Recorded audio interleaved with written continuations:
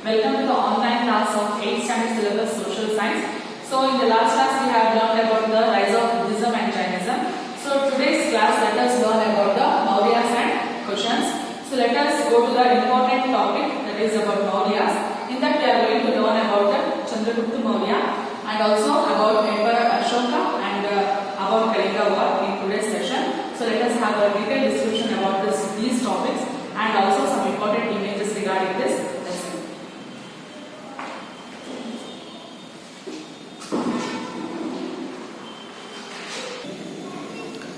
Mauryas. India's first empire was Mauryan Empire.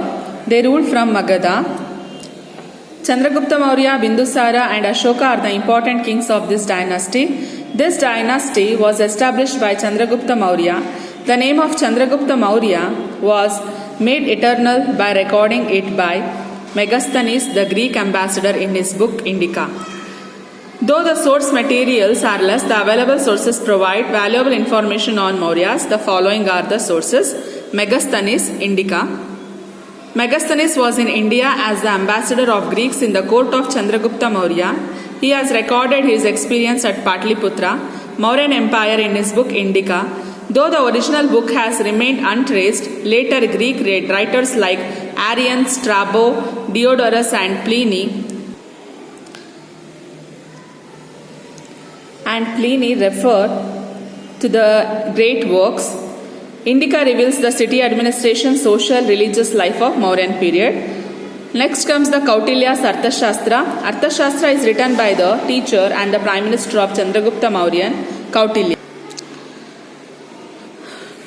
He is also known as Chanakya or Vishnugupta. Arthashastra is written in Sanskrit. It outlines the basic principles on administration, foreign affairs and judicial duties that a king ought to know. By reading his book, one can understand the politics, economic and administration, social and other aspects of Maurya period.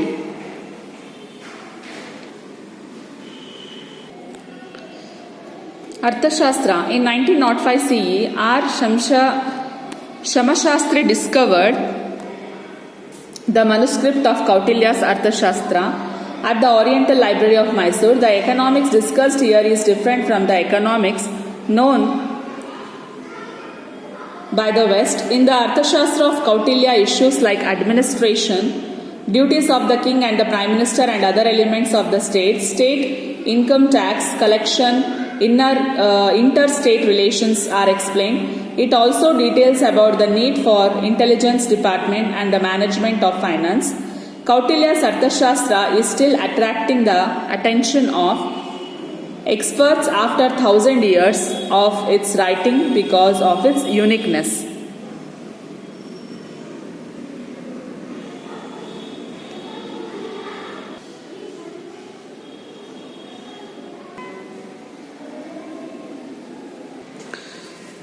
Mudra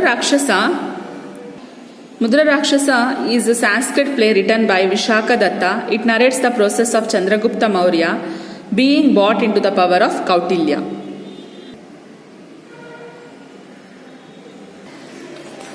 Buddhist literature and scripts, Deepavamsha and Mahavamsha. These two are Sri Lankan literary works. They narrate the efforts of Ashoka to spread Buddhism in Sri Lanka.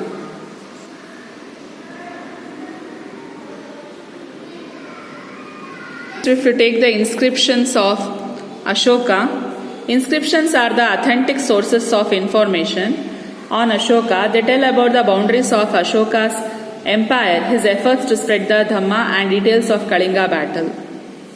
So all these are the important reference sources. Megasthenes, Indica, Kautilya's Arthashastra, Mudra Rakshasa,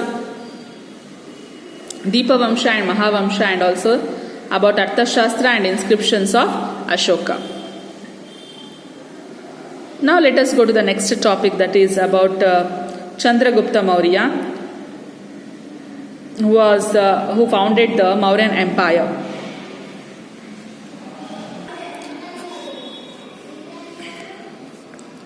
Chandragupta Maurya founded the Mauryan Empire. Chandragupta came to power by dethroning the last king of Nanda dynasty. Under the guidance of his teacher Kautilya at the age of 25, by this time, the northwest of India was ruled by the representative of Alexander Seleucus Nicator till Punjab. In 305 BCE, Chandragupta Maurya declared war against him and the battle ended in an agreement. According to it, Seleucus handed over 4 territories that included today's Afghanistan and Baluchistan to Chandragupta Maurya. Moreover, he married his daughter to him. With this, the Magadha Empire established a rule over a Vrata northwestern area.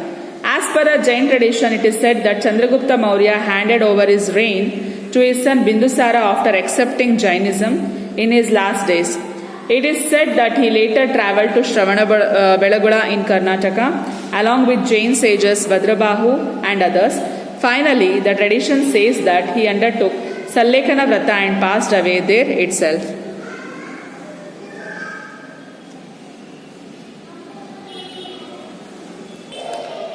Now let us have a look on Emperor Ashoka from 273 to 232 BCE. The most popular emperor of India, Ashoka, is from this dynasty. He was the son of Bindusara. He was the governor of Ujjain and Takshashila during his father's reign. He suppressed an uprising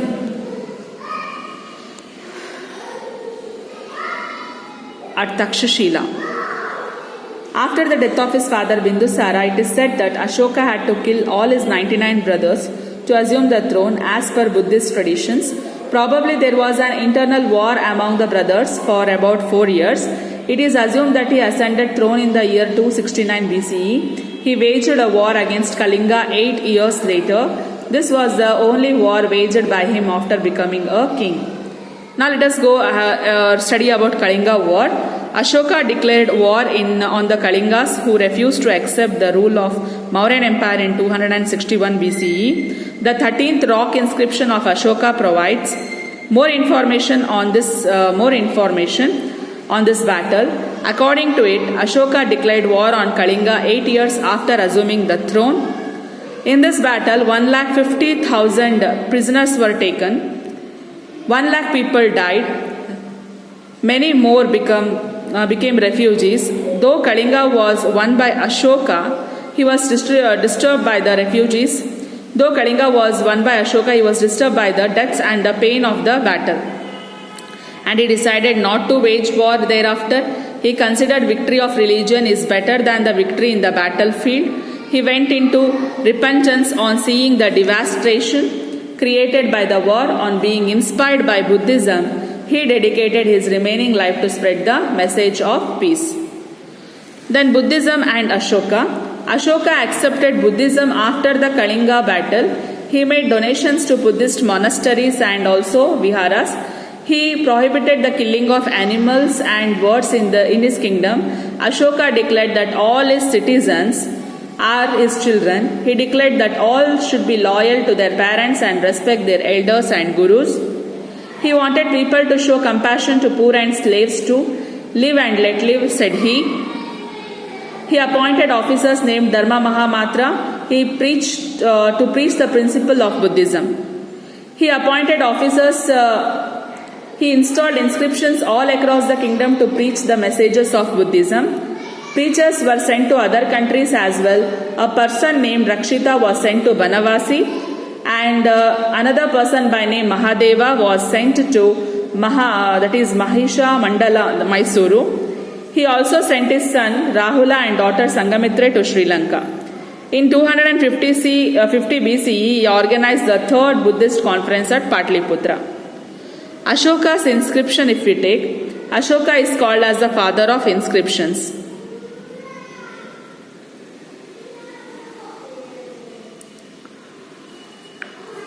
Till today, his inscriptions are the first inscriptions to be read. In 1837 CE, a British officer, James Prinsep, deciphered Ashoka's inscription for the first time. In all the inscriptions, instead of his name, his titles Devanamapriya or Priyadarshi were used. Charles Bedden, a British engineer, read an inscription at Maski of Raichur in 1915 CE. In this inscription, Devanamapriya Priyadarshi Ashoka reference appears for the first time. Based on this, it was decided that Devanamapriya and Priyadarshi are the same. Later in other inscriptions, the name Ashoka appears.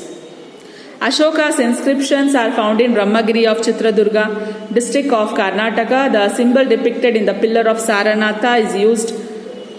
The national emblem of India, then Ashoka's inscription are available at the 45 places across Indian subcontinent and Afghanistan with their 181 version. In most of the parts of Mauryan Empire, the inscription are in Brahmi script or Prakrit script. Some of the Maurya Empire, some of the inscriptions, the northwest are in Aramaic language and Kharoshti language. In Afghanistan, they are in Aramaic and Greek scripts. They are in Brahmi script. So these were the detail about Mauryas, Chandragupta Maurya, and also Emperor Ashoka, about the Kalinga War, and Buddhism and Ashoka's inscription. So let us study tomorrow about the economic system during Mauryan Empire, and also social system, the administrative system, as well as art and architecture. Thank you for watching.